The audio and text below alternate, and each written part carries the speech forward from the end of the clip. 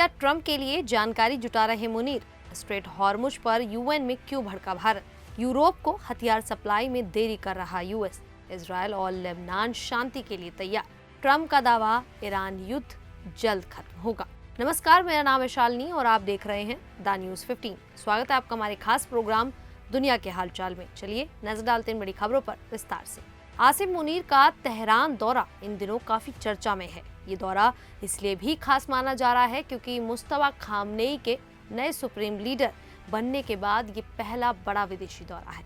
आमतौर पर ऐसे मौकों पर सुप्रीम लीडर से मुलाकात होती है, इसीलिए सभी की नज़र इस बात पर है कि क्या दोनों नेताओं की मुलाकात होगी या नहीं। इस दौरे को लेकर कई तरह की अटकलें भी लगाई जा रही हैं। कुछ लोग मानते हैं कि पाकिस्तान इस समय अमेरिका और ईरान के बीच मध्यस्थ की भूमिका निभा रहा है, इसीलिए ये दौरा उसी कड़ी का हिस्सा हो सकता है। वहीं कुछ सवाल ये भी उठ रहे हैं कि क्या इस दौरे का मकसद ईरान की अंदरूनी स्थिति को समझना है।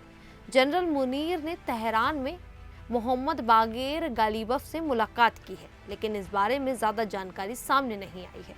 दूसरी ओर डोनाल्ड ट्रंप ने पाकिस्तान की तारीफ करते हुए कहा है कि वो शांति स्थापित करने में अहम भूमिका निभा रहा है। फिलहाल अमेरिका और ईरान के बीच बातचीत जारी है और उम्मीद जताई जा रही है कि जल्द ही सीज़फायर को बढ़ाया जा सकता है ताकि शांति वार्ता आगे बढ़ सके। वहीं दूसरी तरफ स्ट्रेट ऑफ हॉर्मुज को लेकर इस समय पूरी दुनिया में चिंता बनी हुई है। ईरान, अमेरिका और इजरायल के बीच तनाव के कारण ये अहम समुद्री रास्ता खतरे में आ गया है।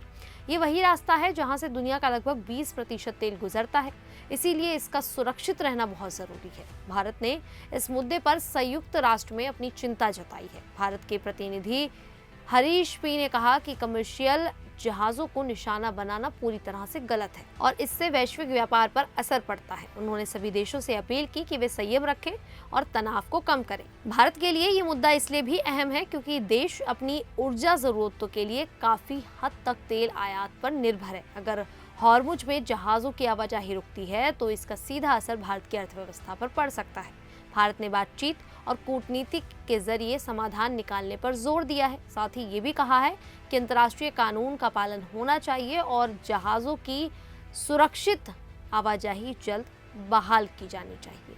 वहीं अमेरिका ने हाल ही में कुछ यूरोपीय देशों को दिए जाने वाले हथियारों की सप्लाई में देरी करने का फैसला किया है। इसकी मुख्य वजह ईरान के साथ चल रहा युद्ध है, जिससे अमेरिका के हथियार और गोला बारूद का भंडार तेजी से कम हो रहा है। रिपोर्ट्स के अनुसार इस फैसले का असर बाल्टिक और स्कैंडिनेविया के कई देशों पर पड़ेगा। ये देश विदेशी सैन्य बिक्री प्रोग्राम के तहत अमेरिका से हथियार खरीदते हैं, लेकिन अब इन हथियारों की डिलीवरी में देरी होगी। अमेरिकी अधिकारियों का कहना है कि फिलहाल मिडिल ईस्ट में चल रहा संघर्ष ज़्यादा ज़रूरी है, इसीलिए हथियारों को वहीं इस्तेमाल किया जा रहा है। इससे यूरोपीय देशों की सुरक्षा चिंता बढ़ गई है, खासकर उन देशों की जो रूस के करीब हैं। इस बीच डोनाल्ड ट्रंप के समय से ही अमेरिका यूरोप पर अपनी सुरक्षा खुद मजबूत करने का दबाव डालता रहा है। अब लगातार देरी से यूरोपीय देशों में नाराजगी बढ़ रही है और वे दूसरे विकल्पों पर विचार कर रहे हैं। वहीं अमेरिका ने इजरायल और लेबनान के बीच 10 दिन के सीज फायर को लेकर 6 पॉइंट का प्लान जारी किया है। इस समझौते का मकसद दोनों देशों के बीच तनाव कम करना और आगे शांति वार्ता का रास्ता बनाना है। इस सीज फायर में कहा गया है कि इजरायल शांति के लिए ये कदम उठा रहा है, लेकिन वो अपनी सुरक्षा का अधिकार नहीं छोड़ेगा। अगर उस पर हमला होता है तो वो जवाब दे सकता है। साथ ही इजरायल लेबनान पर जमीन, हवा या समुद्र से हमला नहीं करेगा। दूसरी तरफ लेबनान की जिम्मेदारी तय की गई है कि वो अपने देश में सक्रिय उग्रवादी संगठनों, खासकर हिजबुल्लाह को नियंत्रित करे ताकि वे इजरायल पर हमला ना करें। इस समझौते में ये भी कहा गया है कि लेबनान की सुरक्षा की जिम्मेदारी उसकी अपनी सेना की होगी। दोनों देशों ने अमेरिका से आगे की भी बातचीत में मदद करने को कहा है ताकि सीमा जैसे बड़े मुद्दों का समाधान हो सके। इस बीच डोनाल्ड ट्रंप ने सीज़फायर लागू होने की जानकारी दी है। हालांकि हालात अभी भी पूरी तरह सुरक्षित नहीं है, इसीलिए लोगों से सावधानी बरतने को कहा गया है। अमेरिका ने हाल ही में कहा है कि ईरान के साथ चल रहा युद्ध अच्छे तरीके से आगे बढ़ रहा है और ये जल्द खत्म हो सकता है। उन्होंने दावा किया कि अमेरिकी सेना दुनिया की सबसे ताकतवर सेना है और हालात पूरी तरह नियंत्रण में है। ट्रंप के मुताबिक ईरान पर कार्रवाई करना जरूरी था क्योंकि इससे एक बड़े खतरे को टाला जा सका।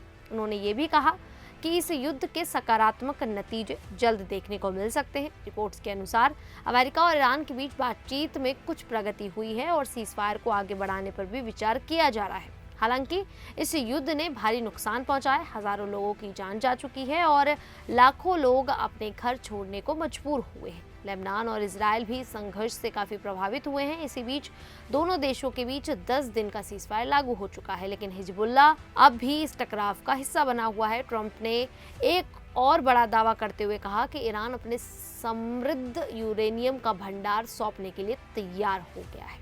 ये मुद्दा बहुत अहम है क्योंकि इसी यूरेनियम का इस्तेमाल परमाणु हथियार बनाने में किया जा सकता है। अगर ये समझौता हो जाता है तो ये युद्ध खत्म करने की दिशा में एक बड़ा कदम होगा। ट्रंप ने बताया कि जल्द ही दोनों देशों के बीच बातचीत का अगला दौरा हो सकता है। उन्होंने ये भी कहा कि अगर समझौता हो जाता है तो वो पाकिस्तान जाकर इस डील का हिस्सा बन सकते हैं। अमेरिका चाहता है कि ईरान अपने परमाणु कार्यक्रम को सीमित करे और ज्यादा समृद्ध यूरेनियम हटा दे। वहीं ईरान की मांग है कि उस पर लगे अंतर्राष्ट्रीय प्रतिबंध हटा दिए जाएं। कुछ रिपोर्ट्स के मुताबिक ईरान अपने यूरेनियम का कुछ हिस्सा बाहर भेजने को तैयार हो सकता है, लेकिन पूरा नहीं। हालांकि ट्रंप ने चेतावनी दी है कि अगर बातचीत सफल नहीं होती तो युद्ध फिर से शुरू हो सकता है। इसीलिए आने वाले समय में ये देखना बेहद जरूरी होगा कि ये मामला शांति की ओर बढ़ता है या फिर तनाव की ओर बढ़ता है। खैर, आप सभी को क्या लगता है कि ये युद्ध जल्दी खत्म होने वाला है? तो आप हमें कमेंट करके अपनी राय जरूर दें। अभी के लिए इतना ही, फिर हाजिर होंगे ऐसी ही देश और दुनिया से जुड़ी बड़ी खबरों के साथ। तब तक के लिए देखते रहिए द न्यूज़ 15।